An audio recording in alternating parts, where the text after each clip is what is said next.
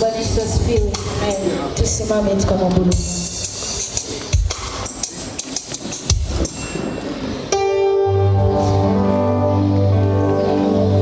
Bwana Yesu asifiwe. Tunatamani ibada yetu ifike mbinguni. Kwa hiyo tunaenda kumwambia wewe uketie mahali pa juu, sifa zetu zifike kwako, isiwe bure. Bwana Yesu asifiwe. Isiwe bure kuwa hapa.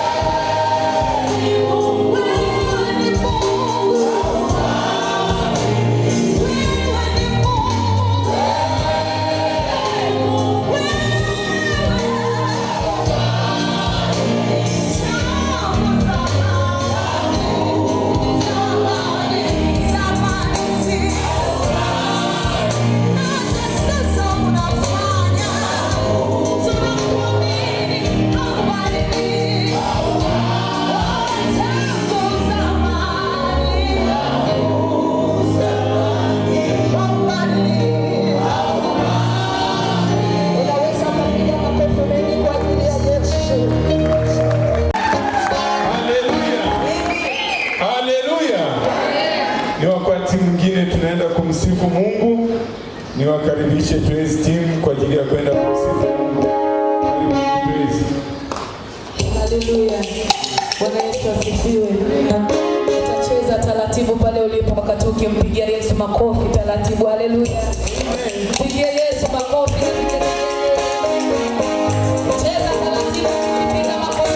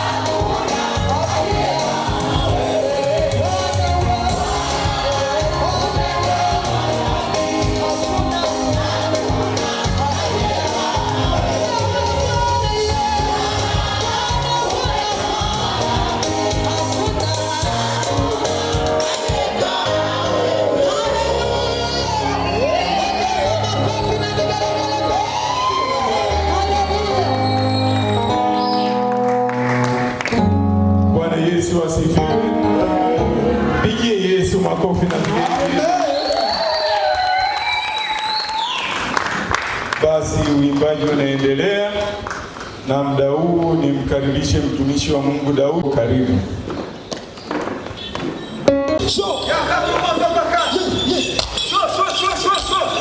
Ay.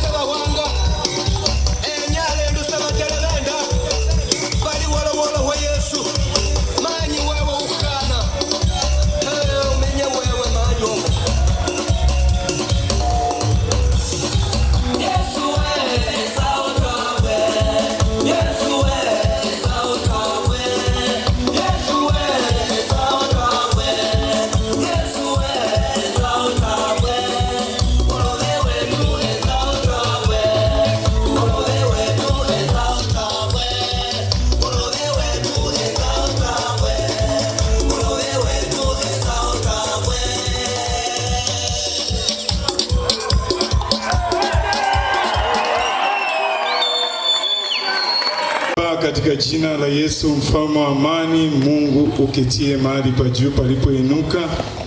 Baba, tunakushukuru kwa kuwa wewe Mungu ni mwema na fadhili zako ni za milele. Umekuwa pamoja nasi wanao, tumekuabudu, tumekusifu. Tunaomba Bwana sifa hizi zikapate kibali machoni pako. Katika jina la Yesu, ni muda mwingine ambao tunaenda kutoa vichache katika vile vingi ulivyotubariki. Mungu, tunaomba matoleo haya yakapate kibali machoni pako na kila mmoja ukapate kumbariki sawa sawa na mapenzi yako. Ni katika jina la Yesu Baba nikiomba na kushukuru. Amen.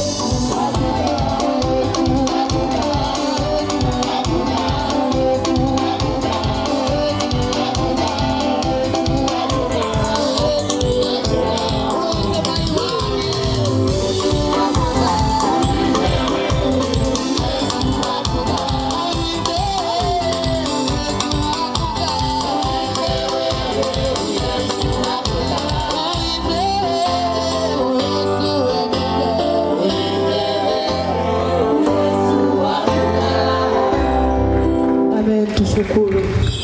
Limediwe jina lako Bwana uliyeketi juu sana palipoinuka. Tuna kila sababu ya kusema asante kwa ajili ya ibada hii. Litukuzwe jina lako Bwana uliye mtakatifu. Bwana, asante kwa ajili ya watoto wako waliotoa katika kile ulichowabariki Bwana. Ninaomba Mungu ukawajazie pale walipopunguza. Katika jina la Yesu Kristo wa Nazareti aliye hai. Bwana, ukaangalia haja za mioyo yao, maana sadaka zao wameambatanisha na maombi yao. Bwana, ninaomba ukawabariki katika jina la Yesu. Wote tuseme amen. Basi ni muda mwingine tunaenda kusikiliza maneno ya Mungu. Naomba nimkaribishe mtumishi wa Mungu Pastor Frankie aombe kwa ajili ya mtumishi. Karibu. Amen. Funika macho yako sasa tu. Baba mtakatifu, Mungu wetu ketie mahala pa juu palipoinuka sana. Asante kwa neema uliyotuachilia leo hata kukusanyika mahali hapa kwa ajili ya jina lako. Asante kwa ajili ya watoto wako Bwana, wamekusifu na kukuabudu.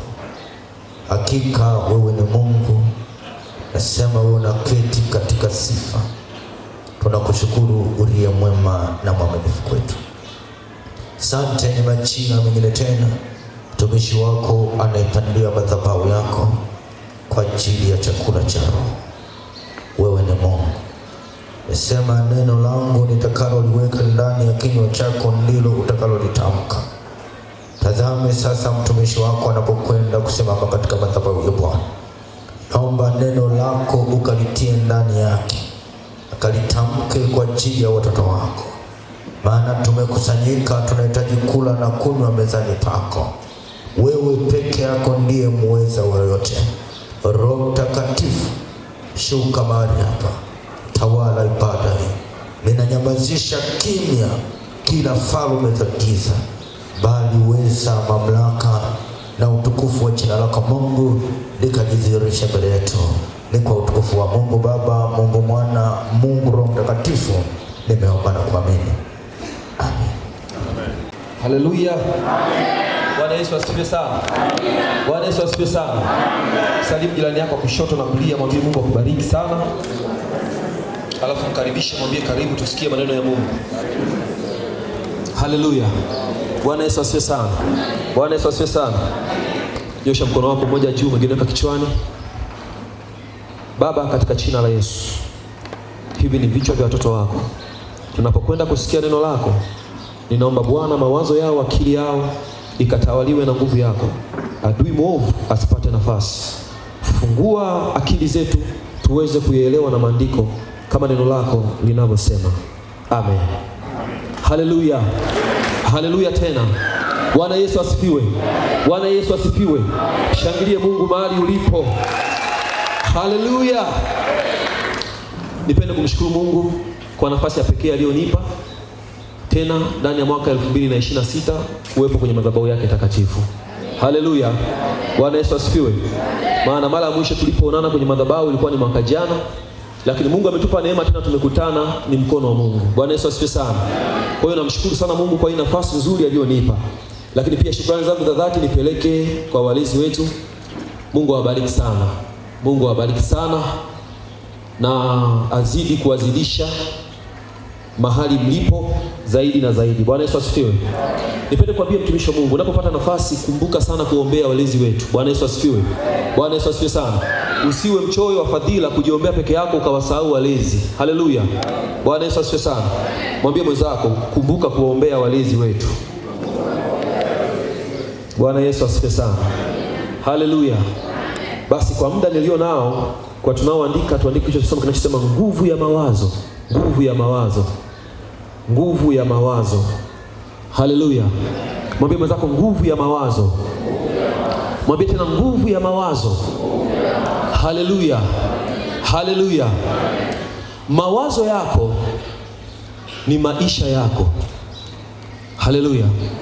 Mawazo yako ni ukuta wako. Lakini pia mawazo yako yanaweza yakawa fursa kwako. Bwana Yesu asifiwe sana. Mawazo ndiyo yanayoongoza maisha ya mtu. Bwana Yesu asifiwe. Haleluya. Haleluya. Haleluya. Mawazo sio kitu tu cha ndani ambacho mtu anaishia kuwaza kikakaa ndani. Lakini mawazo ni kitu ambacho kinaanzia ndani alafu kinaleta matokeo nje. Bwana Yesu asifiwe. Bwana Yesu asifiwe sana. Haleluya. Haleluya. Mawazo sio wazo tu kama tunavyowaza, bali mawazo ni lugha halisi ya kiroho. Ulimwengu wa roho una kawaida ya kuyatafsiri mawazo kama lugha. Ulimwengu wa roho una kawaida ya kuyaona mawazo kama lugha nyingine. Unaweza usiongee kwa mdomo, lakini ukawaza ndani. Ulimwengu wa roho unayatafsiri yale mawazo kama lugha. Bwana Yesu asifiwe sana. Bwana Yesu asifiwe sana.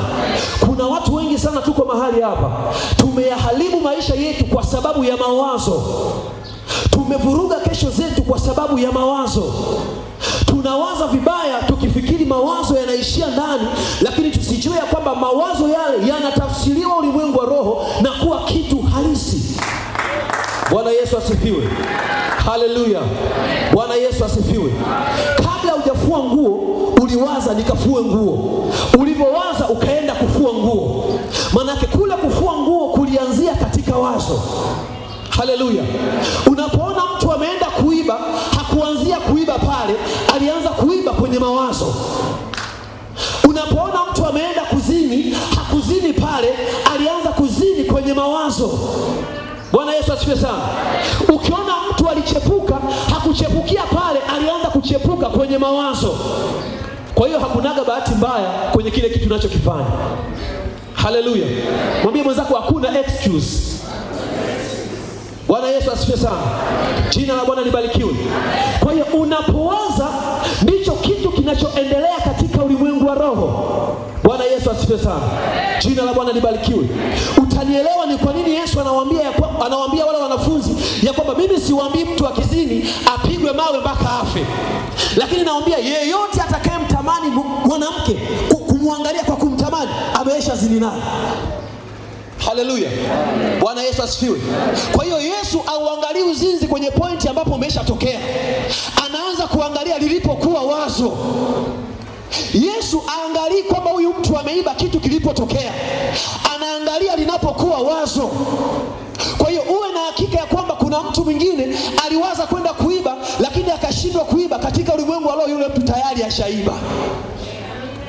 Si unanielewa vizuri? Si unanielewa vizuri? Si unanielewa vizuri? Unapokaa kumwazia vibaya mwenzako kwamba natamani lile jamaa lingegongwa na gari life, katika ulimwengu wa roho umeshamgonga na gari, umemuua. Kwa sababu tendo linaanzia katika mawazo. Haleluya. Mawazo sahihi yanapelekea maamuzi sahihi. Mawazo mabaya yanapelekea maamuzi mabaya.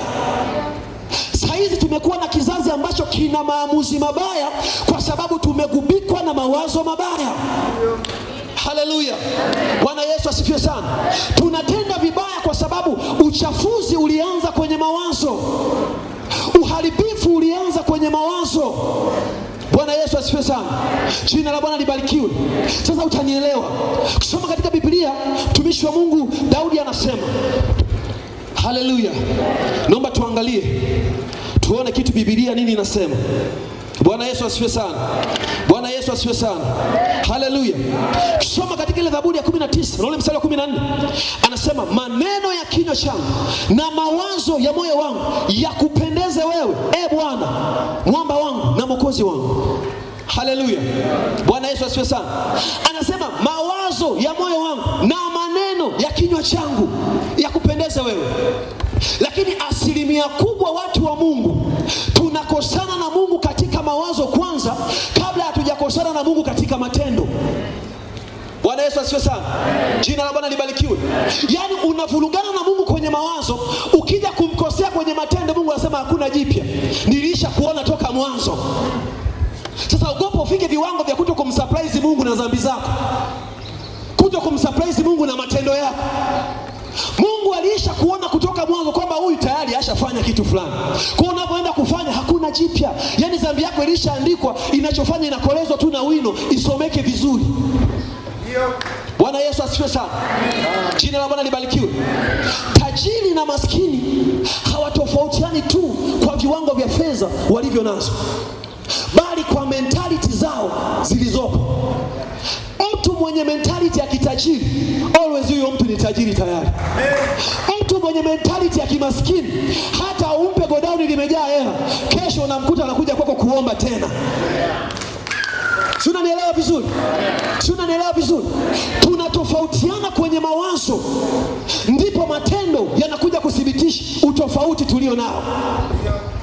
Bwana Yesu asifiwe sana. Jina la Bwana libarikiwe. Hata leo ikitokea mkurugenzi wetu anasema sasa ninaamua kutoa fursa kwa watu, kutoa fursa kwa watu, ninagawa kiasi fulani cha hela kama mitaji, ila tu sharti la kwanza, ili upate huo mtaji lazima uje na maelekezo, nikikupa mtaji utafanya nini. Haleluya. Ndipo utashuhudia vituko duniani, ya kwamba kuna vituko vinatembea duniani. Bwana Yesu asifiwe sana. Kuna mtu mwingine yule atakapopewa shilingi 200,000 na mwingine yule akapewa shilingi 200,000, utaona utofauti. Mwingine unashtuka nakuta kesho inakuja kesi kwamba bwana fulani bwana tumemkuta bwana wanamleta na mkokoteni, tokea amepewa zile hela jana, ana hangover ya hatari, hawezi hata kutembea, wamemweka nje, twendeni mkajibie mashtaka. Bwana Yesu asifiwe sana. Bwana Yesu asifiwe sana. Haleluya. Na kuna mwingine yule alipopewa ile hela alifanyia kitu fulani, hata kama ni kidogo, lakini kilionekana amefanya kitu fulani. Tofauti haikuanza kwamba mwingine alipewa kikubwa, mwingine alipewa kidogo. Shida ni akili. Muulize mwenzako, una akili ipi ndani yako? Maamuzi ulio nayo ni matokeo ya mawazo yanayokaa ndani yako. Haleluya. Tuna kizazi cha ajabu sana ambacho kina entertain vitu vya kipumbavu na kuvipa kipaumbele, alafu tunashangaa kwa nini matokeo ni mabaya. Kabla hatujaangalia kwa nini matokeo ni mabaya, lazima turudi nyuma tuangalie chanzo ni nini. Haleluya. Chanzo ni nini? Si unanielewa vizuri? Si unanielewa vizuri? Uharibifu wote ulianza katika mawazo. Kitu chochote kikubwa kilianza katika mawazo. Unapoona dunia iliumbwa, Mungu aliwaza. Unapoona mwanadamu aliumbwa, Mungu aliwaza. Akasema na tufanye mtu kwa mfano wetu. Anaposema na tufanye, lilikuwa ni wazo. Haleluya. Haleluya. Haleluya. Bwana Yesu asifiwe sana. Sio kama unanielewa vizuri. Sio kama unanielewa vizuri. Matokeo ulio nayo kabla hujaanza kuyahukumu matokeo ulio nayo kwenye wokovu wako, kabla hujaanza kuyahukumu matokeo ulio nayo kwenye uimbaji wako, kabla hujaanza kuhukumu matokeo ulio nayo kwenye uchumi wako, anza kuchunguza ni vitu gani vimeujaza moyo wako. Ni vitu gani vimekaa kwenye moyo wako. Biblia inasema kimjazacho mtu ndicho kimtokacho. Bwana Yesu asifiwe sana. Wewe unakaa na mtu ambaye kutoka asubuhi mpaka jioni anaweza kumsengenya fulani, anaweza kumsema fulani. Uwe na hakika na wewe lazima tu utachukua ile hali ya kumsema mwingine. Bwana Yesu asifiwe sana. Jina la Bwana libarikiwe. Jina la Bwana libarikiwe. Sio kama unanielewa vizuri. Sio kama unanielewa vizuri mtu wa Mungu. Ulio nayo ndani. Bwana Yesu asifiwe sana. Bwana Yesu asifiwe sana. Bwana Yesu asifiwe sana. Ulimwengu wa mawazo ni ulimwengu halisi. Haleluya. Ulimwengu wa mawazo ni ulimwengu halisi. Usijiwazie tu mabaya ukafikiri unawaza yanaishia ndani. Mawazo ni lugha kamili ya roho.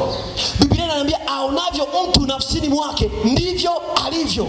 Kisoma katika tafsiri nyingine, ile aonavyo mtu nafsini mwake imetafsiriwa kwamba anavyowaza mtu moyoni mwake ndivyo alivyo.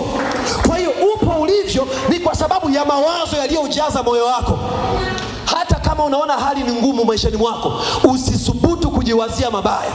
Hata kama unaona nyumba yako haieleweki, usisubutu kujiwazia mabaya. Hata kama unaona hali yako haieleweki, kataa kujiwazia mabaya. Haleluya. Mwambie mwenzako usijiwazie mabaya. Mawazo ni uwanja wa uumbaji. Bwana Yesu asifiwe sana. Jina la Bwana libarikiwe sana. Ulimwengu wa mawazo ni ulimwengu mpana sana. Haleluya. Ni ulimwengu mpana sana. Wao mnaweza mkao mmekaa na kwaya, mnaimba na kwaya, uwepo wa Mungu unashuka, lakini kuna jenzi mmoja amekaa nyuma kule, amewavua nguo wote. Unajua kwa upako huu mbona mtu anacheka? Kumbe amesha kuvua nguo. Wewe unaongea unajua niko sawa, yeye katika mawazo amekuweka uchi wa mnyama. Ulimwengu wa mawazo. Haleluya. Haleluya. Kuna watu wengine wako hapa, kila kukicha moyo wake umetawaliwa na mawazo mabaya.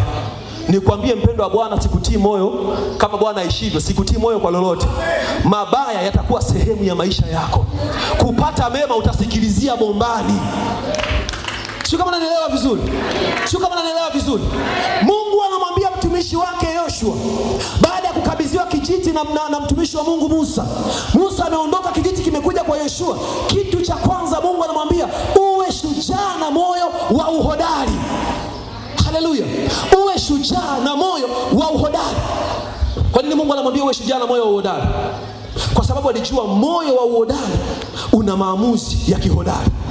Moyo wa ushujaa una maamuzi ya kishujaa. Moyo wa ushujaa una maamuzi magumu. Ninapoongelea maamuzi magumu, maana yake nimekwambia maamuzi ni matokeo ya mawazo. Mawazo ya shujaa hayafanani na mawazo ya dhaifu. Kinachokufanya uwe dhaifu ni wazo ulilonalo ndani. Kinachokufanya uwe shujaa ni wazo ulilonalo ndani. Haleluya. Bwana Yesu asifiwe sana. Jina la Bwana libarikiwe. Mungu anaanza kushughulika na moyo wa Yoshua kwanza kabla ya kushughulikia kazi iliyopo mbele yake. Na mimi nataka nikwambie ukweli, kabla Mungu hajakupa nafasi unayoitamani, kabla Mungu hajakupa kiwango unachokitaka, kabla Mungu hajakuweka mahali unatamani, ataanza kushughulika na mawazo yako kwanza yakae kwenye mstari. Haleluya. Sasa ukijikuta mjanja, unajua kukimbia mafunzo ya Mungu, manake umejiambia kwamba mimi nitabaki hapa nilipo. Bwana Yesu asifiwe sana. Jina la Bwana libarikiwe. Jina la Bwana libarikiwe. Alichokiamua ni kuchukua kipande cha mkate aendelee kukaa gerezani. Yaani yeye ndo akaona hayo ni maamuzi sahihi na mazuri, kwa sababu nisipochukua mkate nitakufa. Kaiacha funguo imebaki pale. Barikiwe na Bwana. Haleluya. Bwana Yesu asifiwe. Ameiacha funguo imebaki pale, alichokiona ni kipande cha mkate nile nimalize njaa ya leo. Swali linakuja, ukila kipande cha mkate kimeisha, kesho utafanya nini? Ni kwani nimekula kipande cha mkate njaa ya leo imeisha, kesho utafanya nini? Bwana Yesu asifiwe sana.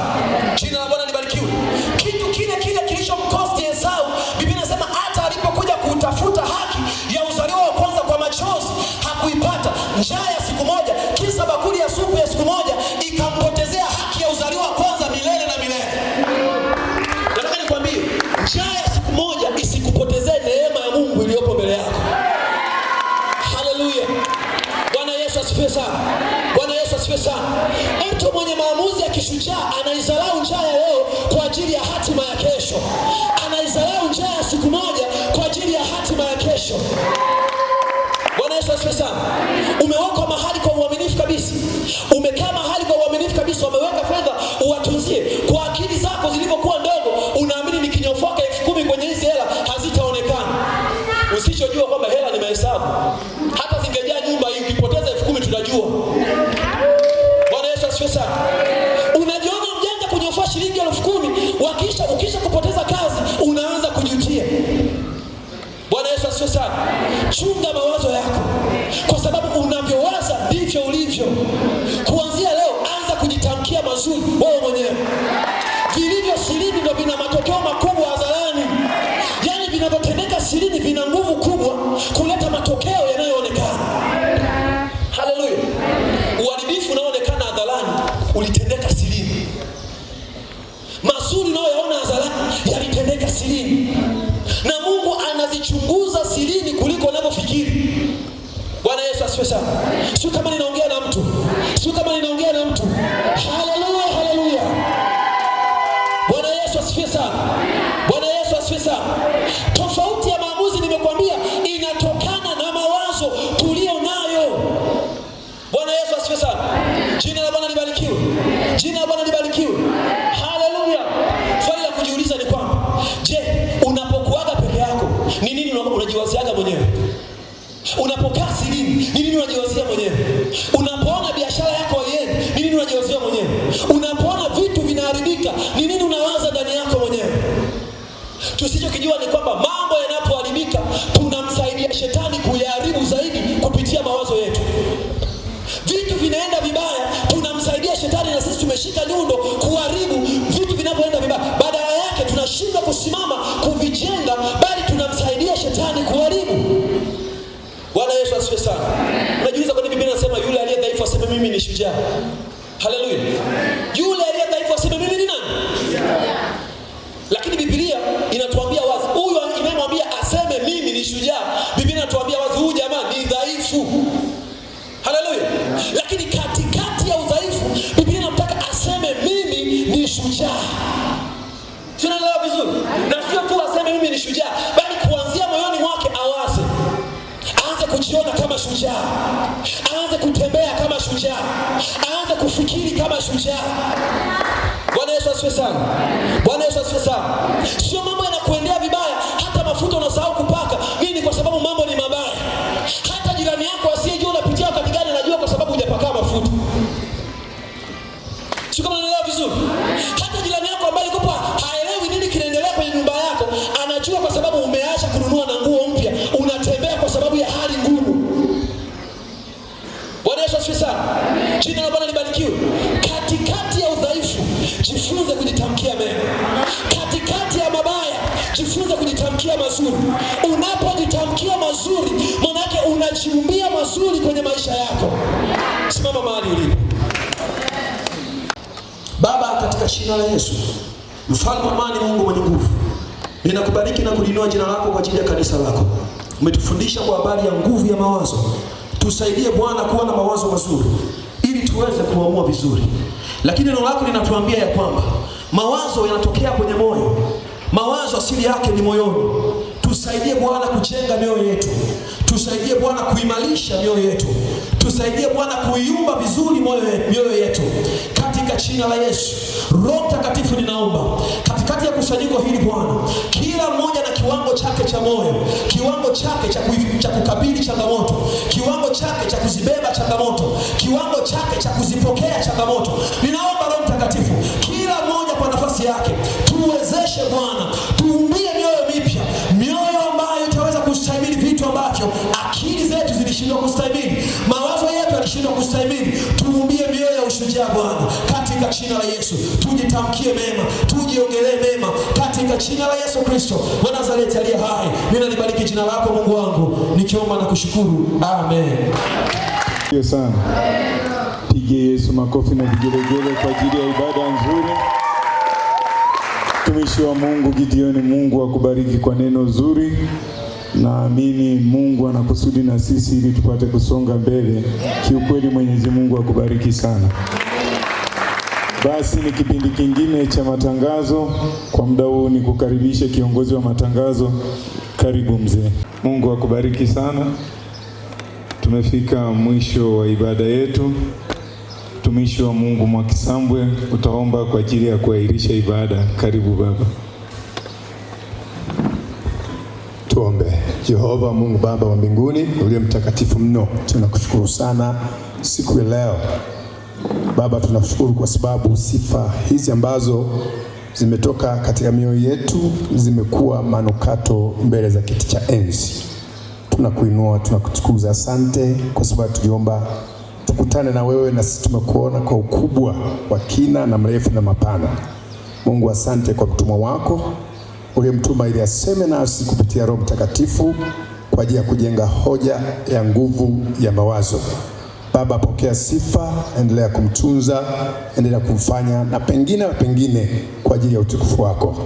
Baba, tazama, tumeimba, tumekutukuza kwa lugha tofauti. Tumesema ya kwamba wewe ni Mungu wa lugha za aina mbalimbali na mataifa mbalimbali. Baba, asante kwa lugha ya Kisafa ambayo imeweza kutukuza siku ya leo. Pokea sifa, ukatusaidie na lugha na zingine katika jina la Yesu. Tazama Bwana, tunakwenda kutawanyika. Heshima hii zote na utukufu wote tunakurudishia wewe kwenye kiti cha enzi, na kuuta ukufikie wewe. Lakini utukufu wa kwetu sisi kama wanadamu tukwenda kuondoka nao. Tunapotawanyika, tawanyika pamoja nasi tukiahirisha ibada hii. Zaidi ibada ya Jumatano tunaiweka mikononi mwako. Asante kwa kuwa umesikia. Heshima na utukufu ni wa kwako, tukiomba na kuamini katika jina la Yesu ninaomba na kushukuru. Kila mwenye pumzi na aliye hai sema amen. Basi tuenende kwa amani ya Bwana.